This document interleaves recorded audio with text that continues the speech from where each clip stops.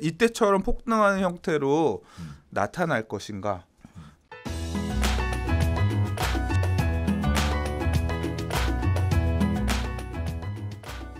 자, 5번째 이야기 넘어가도록 하겠습니다. 분양가 상한제의 역효과가 시작되는 것이냐, 전세 시장의 가격이 급등한다 라는 얘기가 지금 있는데요.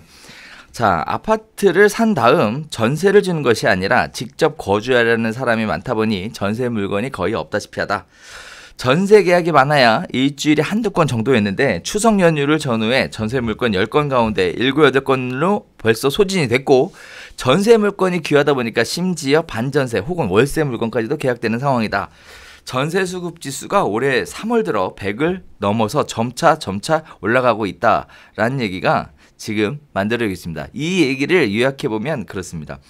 민간 택지 분양가 상한제를 확대 적용하면서 로또 청약을 기다리는 수많은 수요자들이 대기 수요로 남아있는 상황이라 전세 수요자가 굉장히 증가한 상황이다.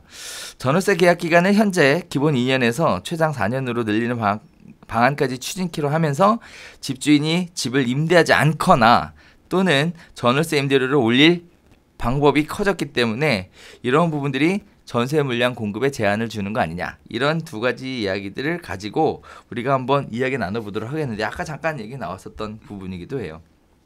쟁점은 그렇습니다.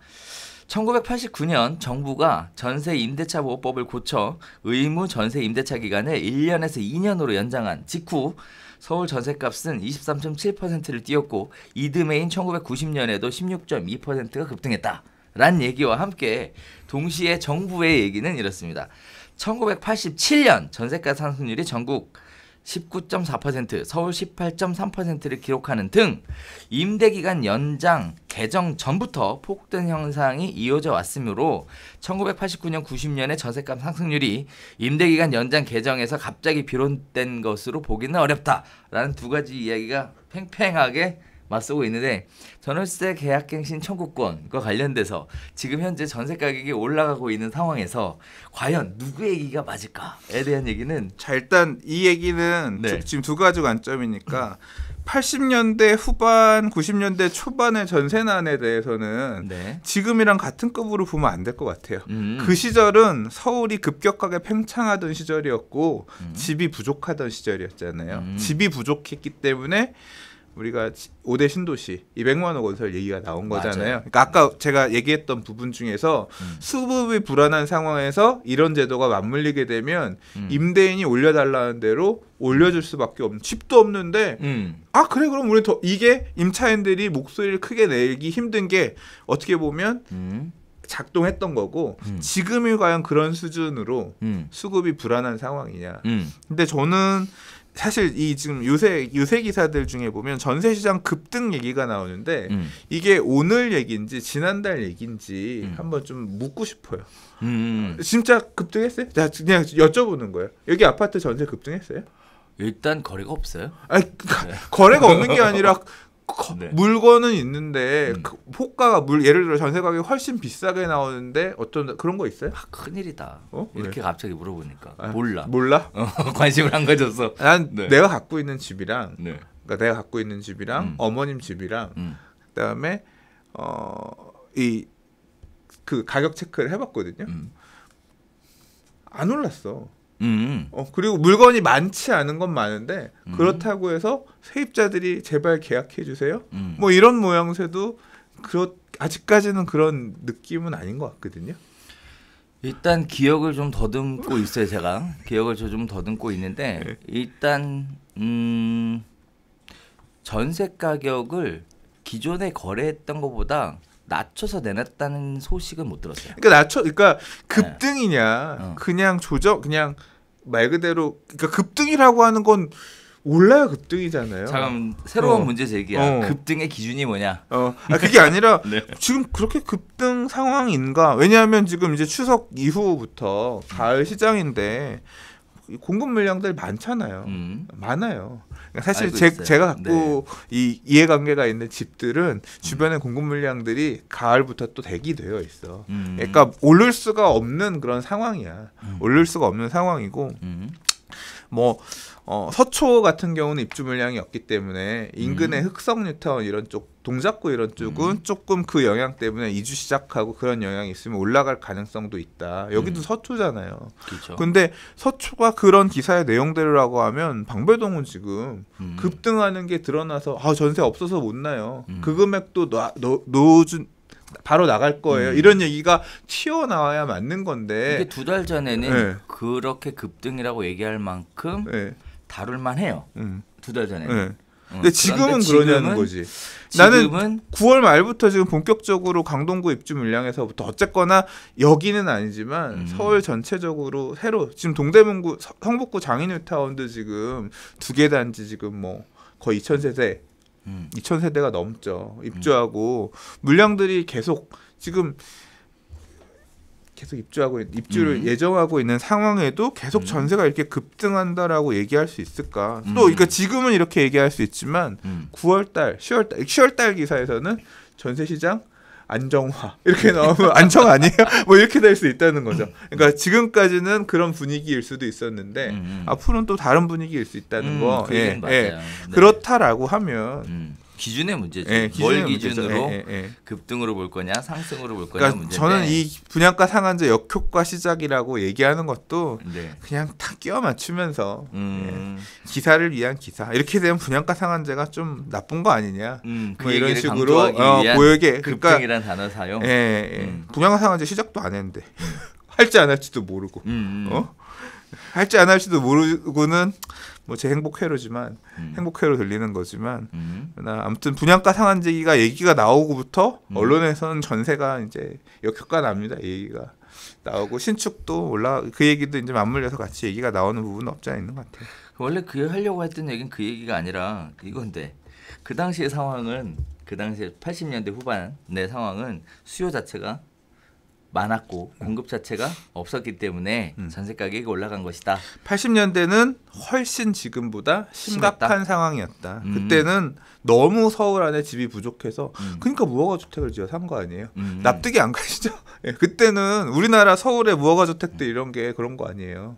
그냥 집 지어서 가서 살기도 하고 판잣집 지어 살기도 하고 일단 살아야 되니까 그런 집들이 집으로서 효용을 했던 거 아니에요. 그게 이제 나중에 재개발 뭐 이런 거 하게 된 거고.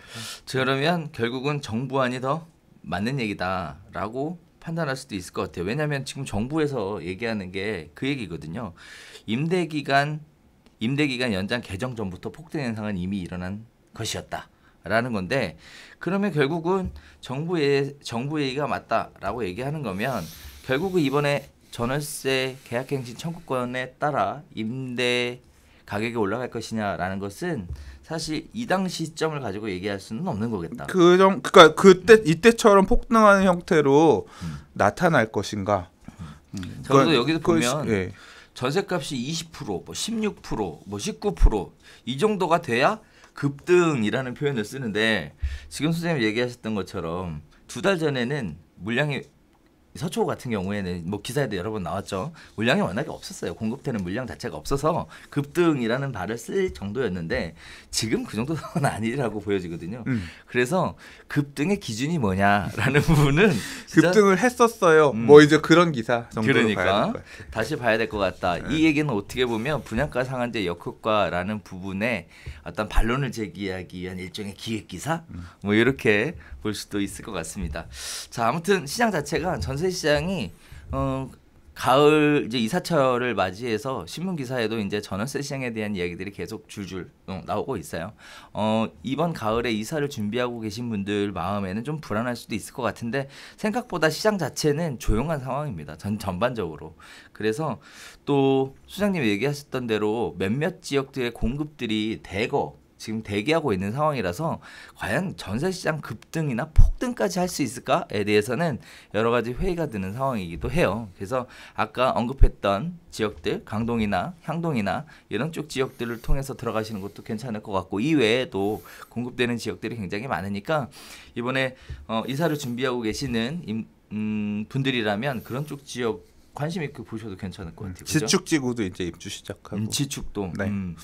그래서 우리 회원들이 벌써 갔어 지금. 지축지구. 네. 그 지축은 분양권 전매가 묶여있던 단지라서 입주하면서 전매들이 좀 될 걸요. 아 그래요. 네. 그래서 가신다고 하시길래 가시라고 했어요. 일단 제가 잘 몰라서. 네. 저한테 이제 물어보시잖아요. 어디에 가서 창업하면 좋을 것 같냐 물어보는데 사실 잘 모르겠어. 줄줄이 지축역 센트럴 푸르지오 그 이름이 뭐더라? 아무튼 예. 네. 그 반도 유보라 뭐 해가지고 뒤에 계속 입주들 하면서 이게 아마 보통 그럴 거예요. 1년 이내 전매는 양도세 중과니까 1년 이후에 파시면 일반 세율로 뭐 하세요 하면서 계약 잔금 시점 미루고 미루면서 거래들 순차적으로 하면 뭐 어쨌든 좋겠다. 서로에게 좋은 걸 선택을 해야지. 좋겠다. 네, 그죠. 자 다음에 강동 쪽 지역은 제가 듣기로는 전세 가격이 올라가는 걸로 알고 있어요. 요새 올라가고 있대요. 네. 왜참 되게 좀 공급 물량이 많아서 사실 시장에 전세 가격을 끌어내리는 효과가 있지 않을까라고 생각했는데 의외에 지금 시장 작용을 하고 있다라는 것도 살짝 네, 그것도 봐야 돼. 왜 봐야 되냐면 헬리오시티도 그랬잖아요. 처음에 의외로 헬리오시티 입주할 때 작년 연말에 의외로 버티고 있어요. 뭐 오히려 뭐 해요 하다가 막상 이제 시작하고 나서부터는 좀 빠지다가 나중에 회복했잖아요. 그럴 것 같지 않아요. 그래요? 지금 들리는 얘기에 의하면 소유자들이 입주하는 케이스가 많아서 물량 하긴 그 부분은 조금 딸리네. 있대요. 네. 9.13 이후에 네. 입주를 해야 세금 네. 문제 때문에 어떻게든 맞아. 입주 방향으로 세우는 맞아, 물량들이 맞아. 생각보다 물건이 없다. 임대든 매매든 그런 맞아요. 얘기는 있더라고요. 그런 부분들이 있어요. 자, 뭐 이런 얘기는 나중에 한번 또 디테일하게 전화? 오셔? 그러니까 동남권 시장 상황 관련해서 네. 진짜 물어보는 분들이 많아요. 아, 그래요? 그래서 동남권? 한번 동남권 그러니까 고덕 12,000세대 실제 어떤지 좀 소식을 듣고 싶습니다. 디테일하게. 그 부분에 대한 거를 얼마 전에 브리핑을 한번 했는데 네, 네오비 TV에서. 네오비 TV 링크 걸어서 찾아보세요. 뭘. 자, 그래서 그런 부분들이 있으니까 참고하셨으면 좋겠습니다.